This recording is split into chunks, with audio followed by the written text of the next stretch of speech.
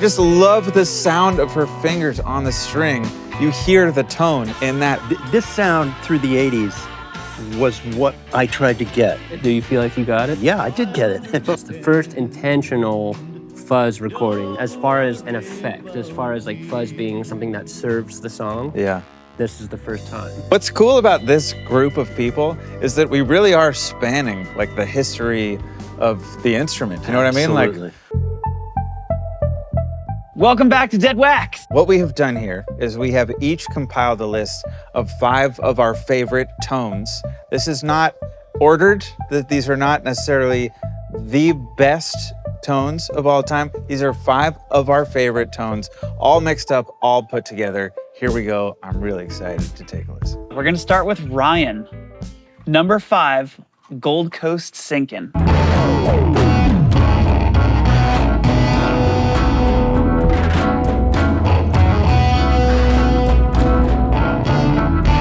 So good. So good. What do you Okay. like about that? Well, this is appropriate we're listening to it like this because we were talking about tones and you played this outro for me. I mean, there are so many Blake tones that we could break down. It's so hard to choose one.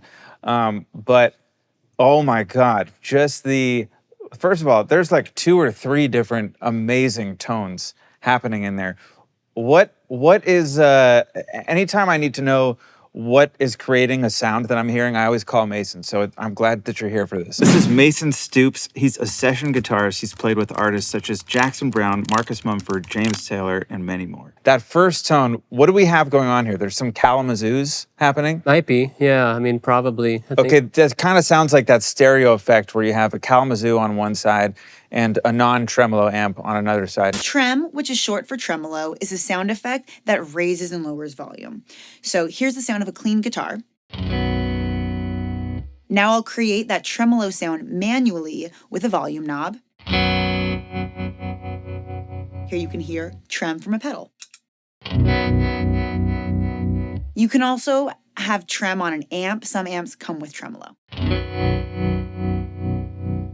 You turn on the trem of the Kalamazoo and you get this kind of like vibey sound between the 2 amps, stereo I effect. actually don't even know if there's any trem happening. I think it's multiple really tightly like synchronized parts that are just with the idiosyncrasies of his playing and just the pitch and the way he's holding the notes. They're kind of playing with each other tuning wise. It also sounds like there's an octave pedal. I was talking about the part before the solo comes you're in. talking about I'm the talking about the harmonic bed. trem, I just haven't the even nice gotten bed. to the Oh, solo okay, sound all yet. right. Well, we're only on number 5, so I know. Okay, so anyways, there's yes, he's doubling that line in multiple octaves with this gritty. I mean, he's just the master of that sort of like tangible grit and masterfully texture. uses low end. I could go on and on about Is it how with the fingers on the right hand, basically? Is that how he's making it squawk? This is Tim Pierce. He's a legendary session guitarist. He was named one of the top 10 studio guitarists in history by Guitar World magazine. He's played on over 1,000 records, including Elton John, Christina Aguilera, Bruce Springsteen, and so many more. He also has an incredible YouTube channel. Go check him out. Yeah, That's what I like. It squawks at certain times. totally. And I would bet all of Ryan's money that there's no octave pedals involved. An octave pedal is an effect that adds octaves above and or below whatever is being played. So here's a clean guitar sound. Here's with your octave pedal engaged. I would think that knowing Blake, he's a real purist, and that what we're hearing is a combination of either baritones or even maybe a bass six, but really intentional textures, really intentionally placed in the mix to just create like such a strong sonic story in a way. I don't know. let's hear Tim's. Running with the Devil. Ready?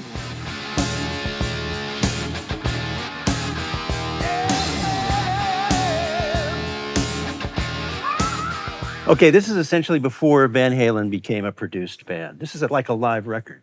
It's like the amp over here and the reverb over here. And I found out that later Van Halen actually wasn't too happy about that. But to me, it's the greatest sounding record they ever made. And it's the Marshall that he always thought was too loud. And so he had an Ohmite Variac, and he Yeah. would turn it down to 88 volts, sometimes 60 volts. And I just like how in tune it is. It's like distorted sounds can really not stand the test of time, but this one does to me. It sounds Yeah. warm to me. Yeah. And it sounds like the amp is distorting in just the right way. There's so many people that plugged guitars in to Marshalls and turned them all the way up, and they sound amazing. I mean, Jimi Hendrix and you know what I mean? What makes what makes this not sound like Jimi Hendrix? I think it's the Variac. I also think on this particular song, he was using his Ibanez Destroyer Okay. before he cut There it it up. is. So whatever that means, Yeah. that's part of it too. But it's Yeah. in his hands, you know. I mean, it sort of defined the distortion sound of the era. This. And the best version of it. I went to a rehearsal once. Dweezil took me to a Van Halen rehearsal once where I was very close to him, and his hand, he picks as light as a butterfly. Whoa. So it's this paradox of this huge sound that's created. That may be part of it, Mason, too, is the ultra light Yeah.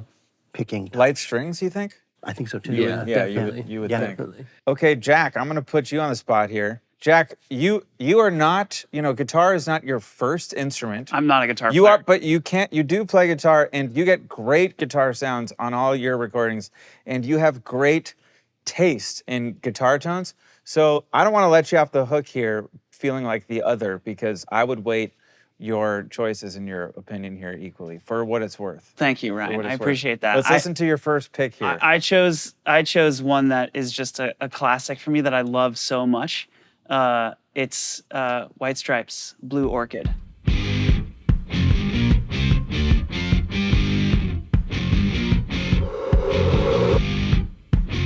Yeah. Okay, so it's this Electro-Harmonix rig, Hog. Do plus you know Big this? Muff. Have you looked I'm up? pretty sure I know Jack White uses a Big Muff. And I know in all of his recordings, you can hear that he does use octave pedals Yeah. above, and he uses organ arrays of octave pedals, Yeah. Yeah. which is that Hog sound. It's Right. like a fifth, an octave, a third. That's a lot. He gets a lot of his tones like that. And what's interesting about this though is there's so much breath on top of the guitar in the 10K plus Yeah. range.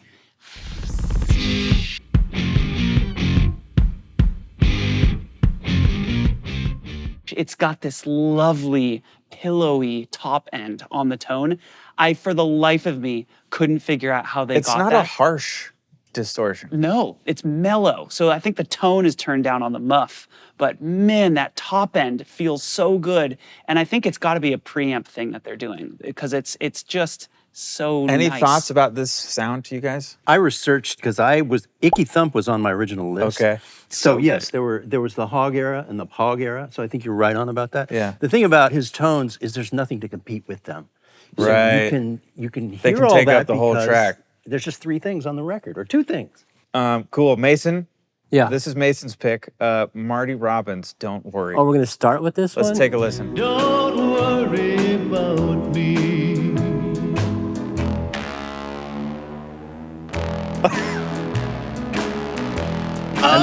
Yeah, man. So cool. Wait, tell us about this track. So this is officially, and I want to use the word intentionally, because it's the first intentional fuzz recording where in the studio, I believe it was Grady Martin on guitar on the session that day. And they had plugged into the mixing console and it made this horrible noise. And Marty Robbins, for the record, did not like it. He was not on board with the sound. But the producer insisted, this is so that crazy doesn't sounding." surprise me that Marty Robbins. Yeah, I mean, the context of the context sound in is the hilarious. song, the context of the sound in the time period, like Yeah. every layer to this is so heavy to me. And it was a bass 6, so it's a 6-string bass that Grady Martin was playing. With a slide? No, he's just bending. He's just doing the thing. They did the tic-tac bass thing a lot, on a record. So it's natural to grab that instrument. Yeah. But that sound was not natural, and Right. that just blew people's minds. I think it charted really well. I want to say number 7, which was big for Marty Robbins, and especially a song with something like that. But anyway, that's the very first time we hear fuzz guitar on a record. What I would give to see the rest of the musicians' face when that happened, Exactly. I mean, no one had heard anything like that. especially, yeah, I mean, the rest of the track is just like, oh dunk. guys sitting on the porch. You can just imagine this guy shows up. Was it a pedal or was it right into the board? No, it was So a broken channel on the mixing board. That's what it sounds like. It does Yeah. sound like a broken channel. And then the first like standalone fuzz unit was literally they took that mixing board circuit out, they looked at it and said, this is wrong, this is wrong, this is wrong, and then just put that into a Copied pedal. it. That's And so that- and- amazing. Yeah, for me, with careers on the line and big bucks being Exactly. spent on the studio, for somebody to fight for that, Right. thank you. Exactly. Yes. Agreed. What year was that? 1961, which, you could go back in the 50s, you can go back even earlier. There were dirty guitar tones on records that were, an amp being pushed a little too hard. But as far as an effect, as far as like fuzz being something that serves the song, Yeah. this is the first time. Incredible. I'm blown away. Yeah. Such an amazing recording. And it just I've heard that probably 1,000 times, and every time it's still, there's that little note he does right before it starts. Don't worry about me.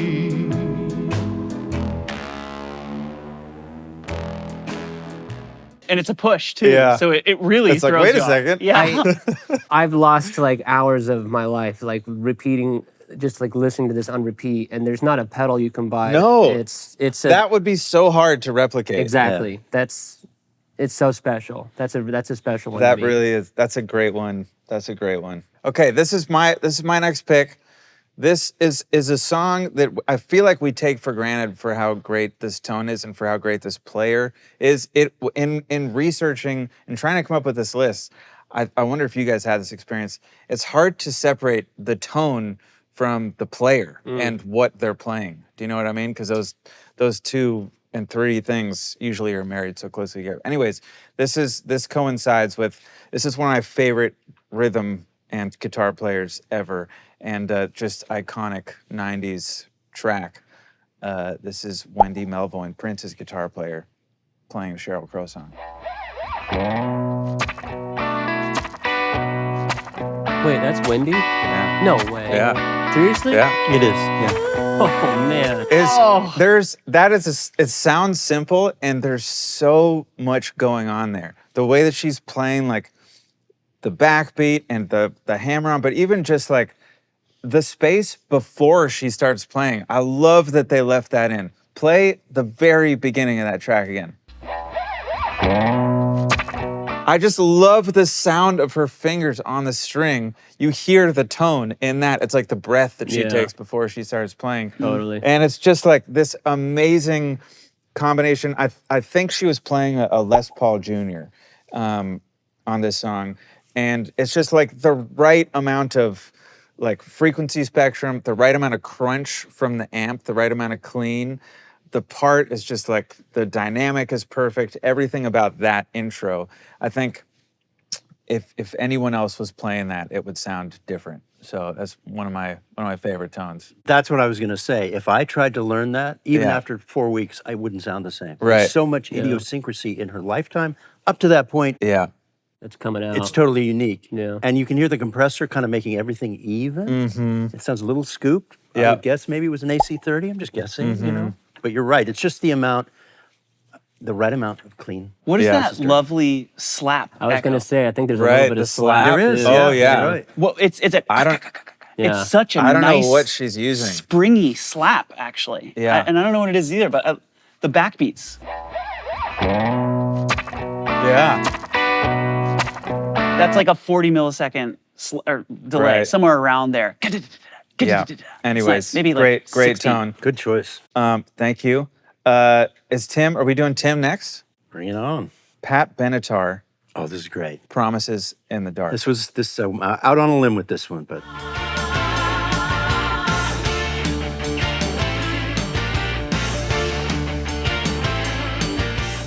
I moved here in 1979, and this sound through the 80s was what I tried to get all the time because it was, like I just said about the Sheryl Crow song, the right combination of clean versus dirty. And this is Neil Giraldo with his hands.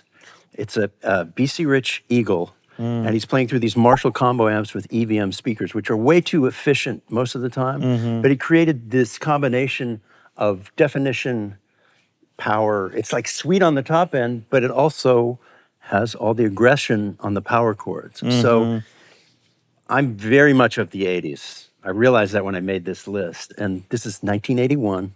Nice. And this is a sound I had for years afterwards. I tried to emulate this. Did you get it? Do you feel like you got it? We copied his rig. I met the guy. He produced a record that I played all the guitars on. So yeah, I did get it. Nice. With the exception that he has so much more bottom end in his hands than I ever did.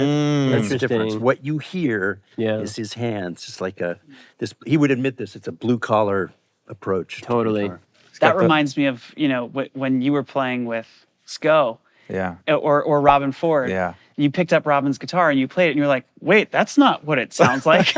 Because it's all in the way Robin plays the guitar. Yeah, we play guitars together all the time, and on one of our hang sessions where Mason's got a cool guitar and I try to copy it, we'll oftentimes trade guitars back and forth, and yeah, the difference in different people's hands playing the exact same thing through the same rig, people do not understand. It is staggering. Yeah, There's it's so everything. much.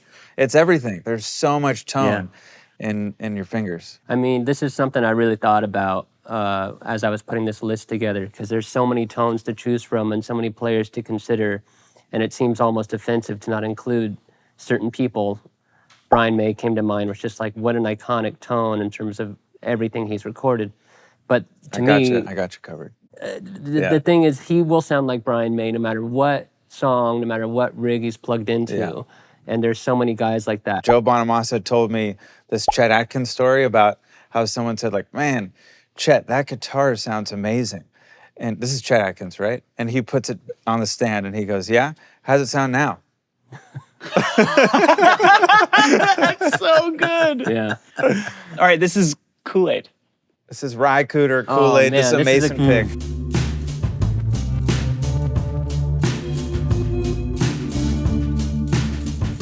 When I'm near to you, I mean, Oh, so Yeah. that in itself, yeah. exactly. It's tough. We're in another situation where he's created these textures and these layers, and later on in the song, when his lead guitar kind of comes in and starts doing more of a rhythmic thing, it's this small mid-rangey sound on top of what we just heard is this huge bed.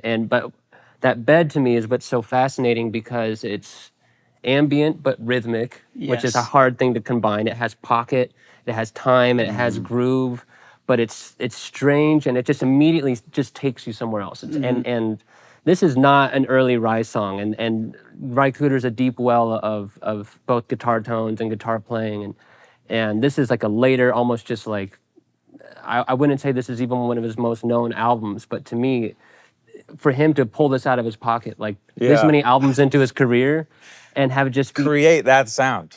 that's exactly. I Yeah. don't know how you do that. I don't know. You try with the Eventide H9 and Right. get that. Like, I don't know what he did. It's and cool that he's still pushing, like, you can Exactly. tell that he's intentional about still trying to find new sounds Yeah. after innovating for his entire life.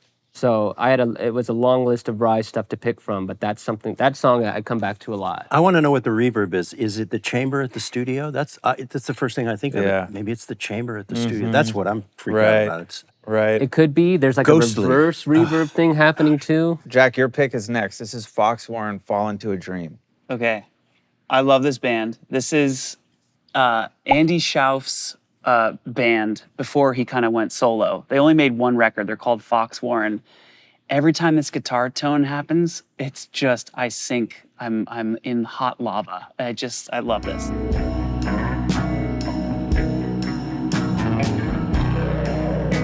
Oh man. Oh, That's saucy. it's just monsters roasting. It's just saucy. like speaking. It's so lyrical, Yeah. and you can hear the formants. Part of it is that lovely phaser, Yeah. and part of it is just the swooping. He's capturing so much between notes. Yeah.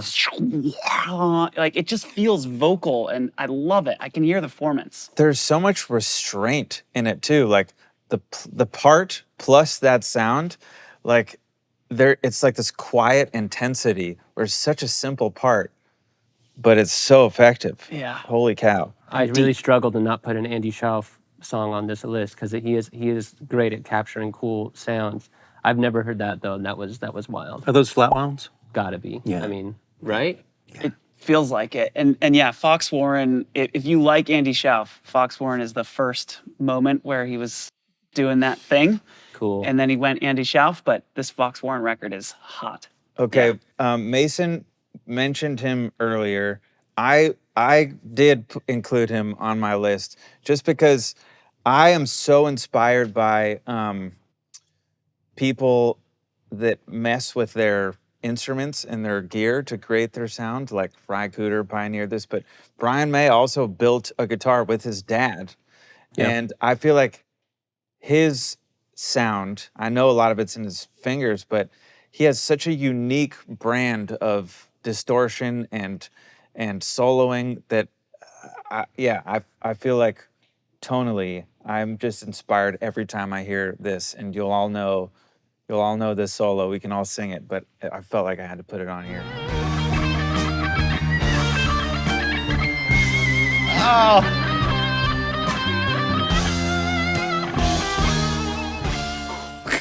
That gets me in the feels. What stands out too is how long each note lasts. If you just look at every time he holds a note, his vibrato in combination with the sound is Brian May to me. It's just like, it's the most legato, like it's so hard to play that legato, and he's just a master. And I would suspect there's a lot of gain, and the signal to noise is ferocious, and he's hiding that, which is Right. amazing also.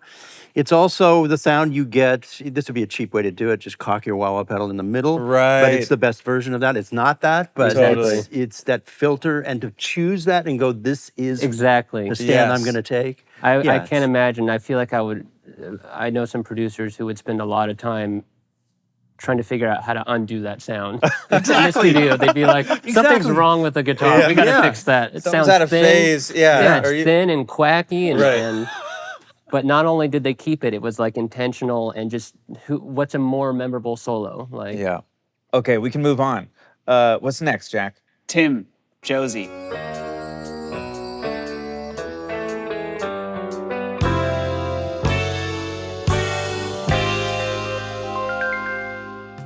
So there are 3 guitar players involved in this. Larry Carlton did the arrangements, Dean Parks played on it, and then later Walter did the solos on this.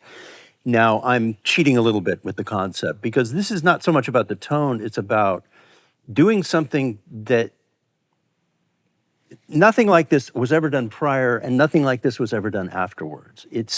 You hear some fifths in there, so you go, yeah, this is a guitar part, but the cliches are gone. I mean, there's nothing.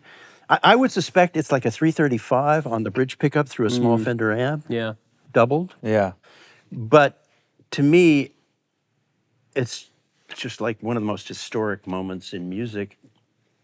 Never done beforehand, never done afterwards. Is it layered? Is it multiple guitars? Listened on headphones Okay. yesterday, and it's 2 guitars. And then at the end, a keyboard comes in and doubles. So yeah, it's not so much about the tone, it's about the concept. Right. Totally.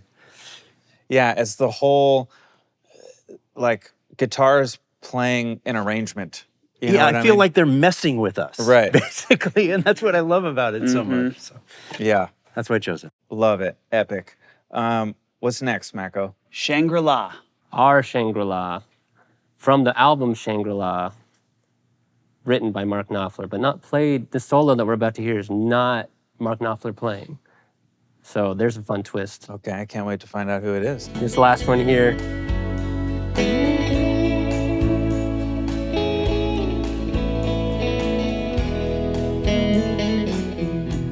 Who is that? that is Richard Bennett, who's like Mark Knopfler's like longtime sideman. He was Neil Diamond's guitar player. He's like a Nashville studio legend and one of my favorite guitar players. And it says a lot. It speaks highly of him that on a song like this with the solo like that we all know like Knopfler would have killed that if he could have. But he was like, Richard, why don't you take this one? And what also is important about this, and what's really important about that whole record, but that is a first month of production, 1954 Fender Stratocaster, That's with- what it sounds like. Exactly. It is. So that whole record is like a dictionary of the greatest guitars, the greatest guitar tones. But that solo is an original Stratocaster with heavy strings, like they originally shipped with, and it's just a What perfect gauge? 12s minimum, probably my. probably 13s.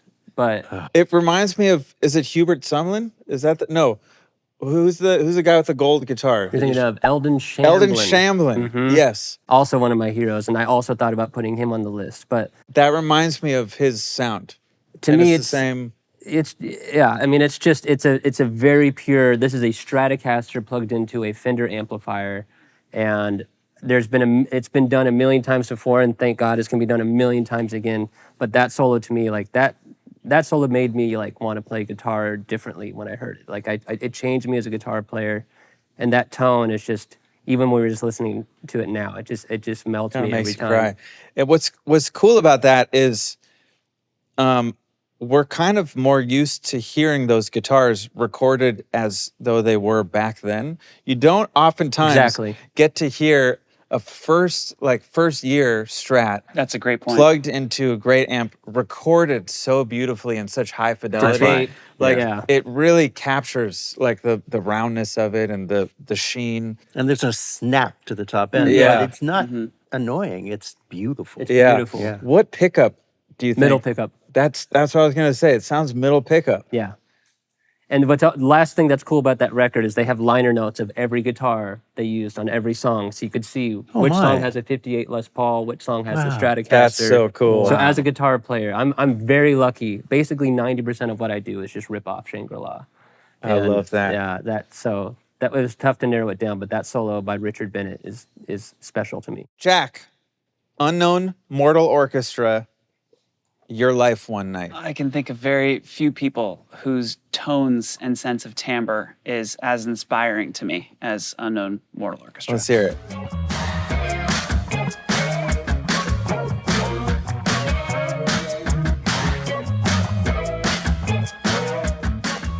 That's such a cool tone. Oh, God. There's a lot going on there. What's so interesting about that to me is the bass and the guitar are almost doing the same thing, but not really. Yeah. And they both have some similar filter on them. And so the combined like similar effects plus similar parts, but slightly different in the most beautiful nuanced way, it creates this wonderful funky kind of feel with these incredible talking tones. And I just love the way it sounds. Well, what I love is we've all been asked to make guitar tones that don't sound like a guitar. A lot. Yeah. That's a question you get asked a lot. Right. And that's what I got from that. Yeah. Yeah. Is it a guitar? Maybe. I Yeah. guess. Maybe it's a That's what you chicken. have to ask. Yeah. Yeah. Yeah. Great. Yeah. Yeah. Yeah. Awesome. Now for Ryan's pick, Big in Japan.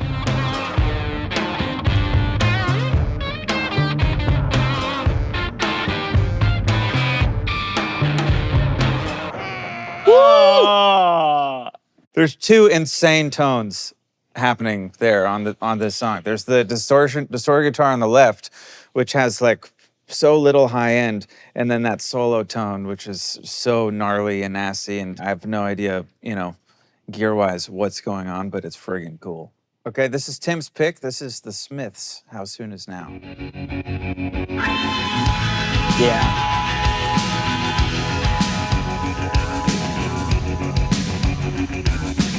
Oh. Classic. Okay, so this is Classic. when recording was really hard, right?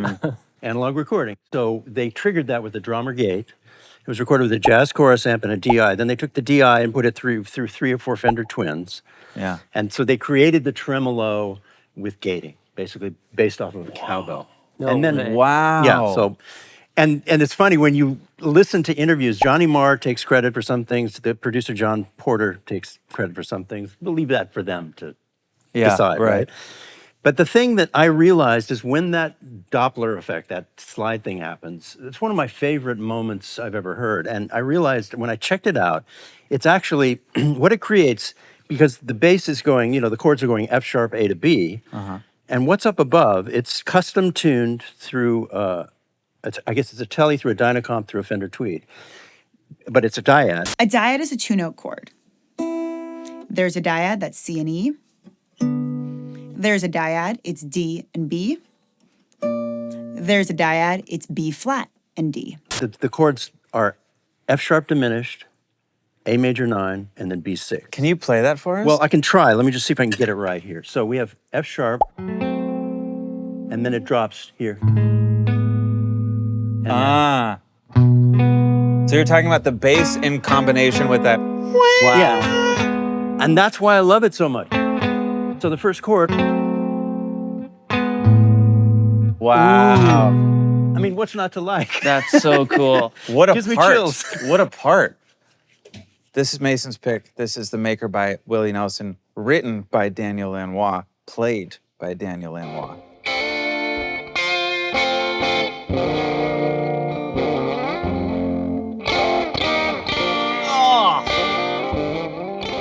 Come on. Oh, my God. Oh. That was when I hadn't known who Daniel Lanois was. I was doing a session in Nashville, and I think I was like 20 or 21. And the producer was like, "You don't know who Daniel Lanois is?" I don't know. I didn't know really anybody. I still don't.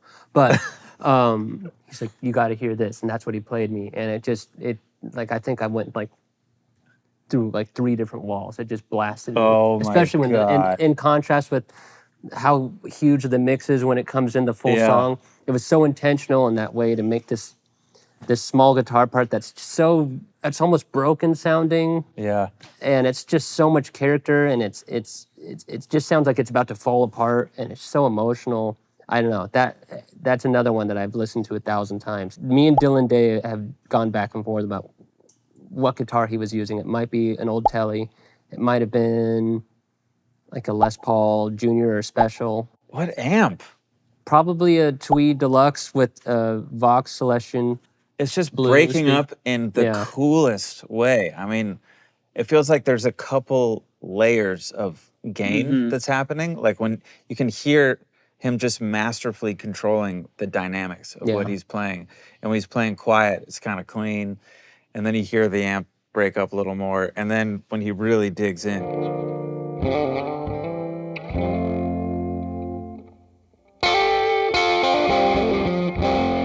It's so really emotional. three-dimensional, and the more you learn about Daniel Lanois, the more you learn how intentional and surgical he is with stuff like that. Like he's really picky about amps and guitars and sound. So all of that was on purpose. Like Yeah. the whole experience that we just had was he intended that. And That's I hear so cool. strong hands. Yeah. Really strong. Just- hands. Boy. yeah. Yeah. All right, Jack, the generationals, I never know. I never know. This is your pick. This is one of those ones we kind of gotta hear in context a little bit. I'm gonna play just a little back.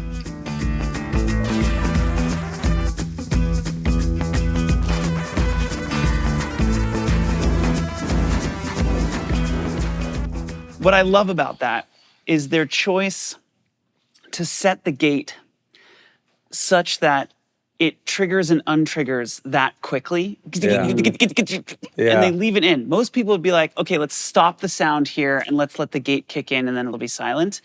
And they chose this weird in-between state where the gate is partially triggering, partially not. And so it's kind of sputtering out and it feels like dying batteries. Yeah. Yeah. And they achieved the perfect dying battery sound. Yes. I think it's phenomenal. Well said. Is Yeah. it a Zvex fuzz factory, do you think? It's gotta It be. sounds that way. Yeah. It Gotta does be. sound that way. Love that. Where would thing. we be without that pedal? Yeah. I want to get that back.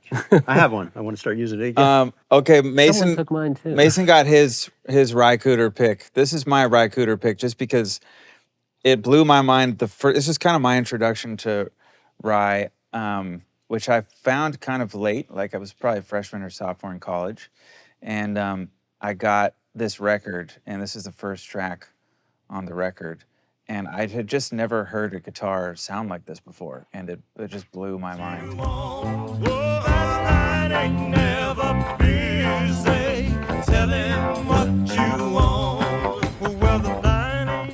Wow. If I could have that sound all the time, I would.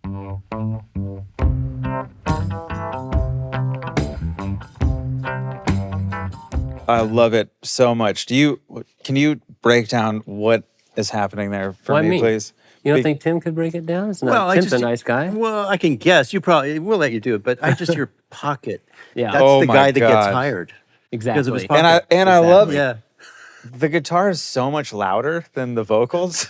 Like you could just see Ry in the studio, like But yeah, it's flats. I mean, would that have been his blue guitar? Probably at that point. Depends on the tuning, but I'm guessing that's the blue one. So Rye was one of the major innovators in just like he had a 67 Strat that he got from a factory that he was always tinkering with, and this is a guitar that's now, you know, untouched. A 67 Strat is worth A good amount of money. a lot of money. But he's not precious about his gear, and he's trying different pickups, and he's taking this out and taking this cheap Japanese guitar and putting that pickup in it. So I think we recreated this in a Mustang where you took a neck pickup from a Guiatone LG50, and the bridge pickup is a Bigsby Paul Bigsby, like a lap steel pickup. lap steel pickup. Huge, I heavy. think that's the guitar that he's using here with just like big old flats on it. Yeah. And how is he getting the? I mean, that to me sounds similar to the Kalamazoo panning effect with tremolo on one side and not on the other. It's either something like that, or he might have just been using like the brown face era Fenders with the harmonic tremolo in the circuit. I mean, that's a mystery to me too. I really don't know. You guys saying that's one guitar? Yeah. Yeah. Because I was freaking out going, that's got to be two guitars because the low end Right. is really big and pointed, and then there's like this brush on the Yes. top end. How That's light his he's hands. how light he's That's playing. his hands. And then you hear just like the way that his thumb scrapes the Yeah. string, like there's so much God. detail in that part. It's just beautifully relaxed, and just like the way that he's playing gives the string so much room to breathe. It's just like that to me has been a holy grail of guitar tones for a long time. Okay, Tim is next. This is U2, New Year's Day.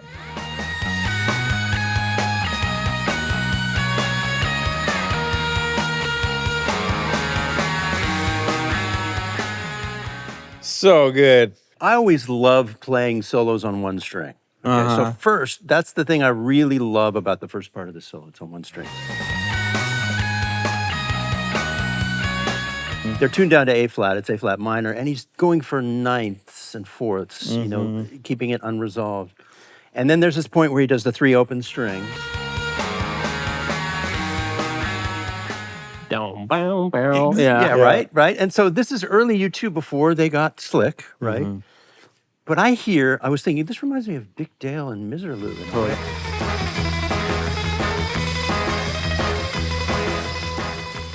And then I'm thinking, oh, the British guys, they loved the Shadows. Hank so then I listened Marvin. to, Hank Marvin. And so you hear that in there. It's like surf guitar. Totally.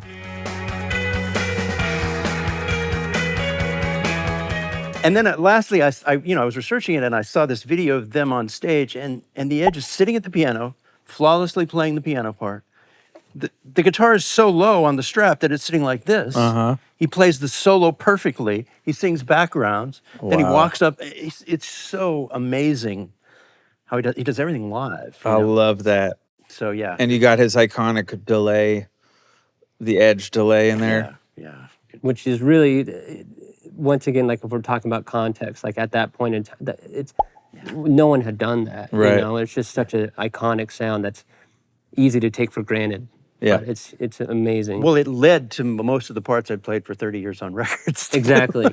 I love that. I love that. Being honest. He's who found it. All right, we got another Mason track here. This is Hound Dog Taylor, Sadie.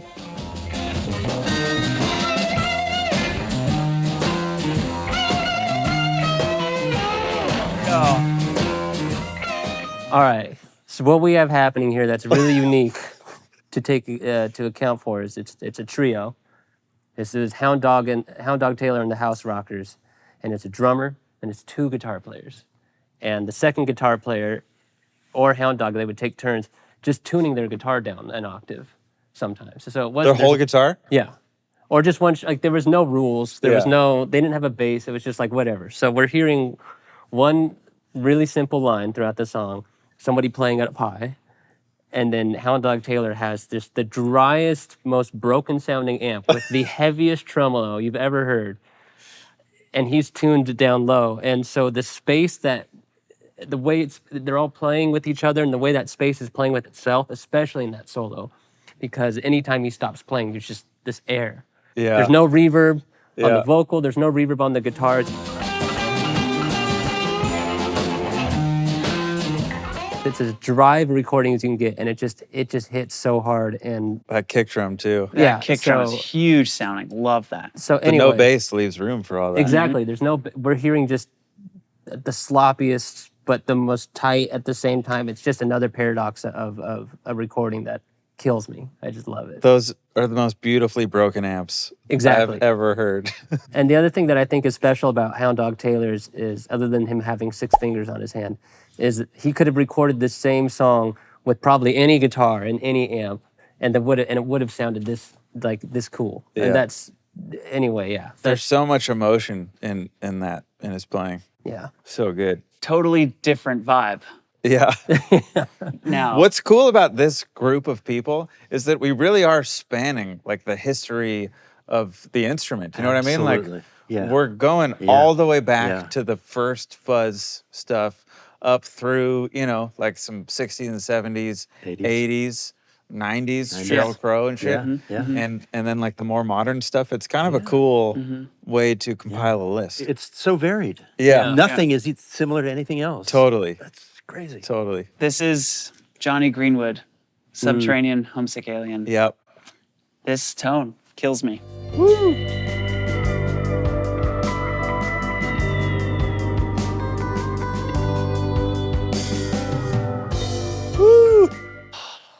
So much detail, so many interesting choices, such a beautifully crafted experience. His thing is so unique too because of like all the Max MSP stuff. Yeah. Right? Like he would create all these like stutter sounds and weird computery sounds that were just so unique. Yeah, I think what's interesting about him is he's literally engineering his own effects processing rig. He's not even using effects processing rigs that are available to consumers. He's designing them himself. Yeah.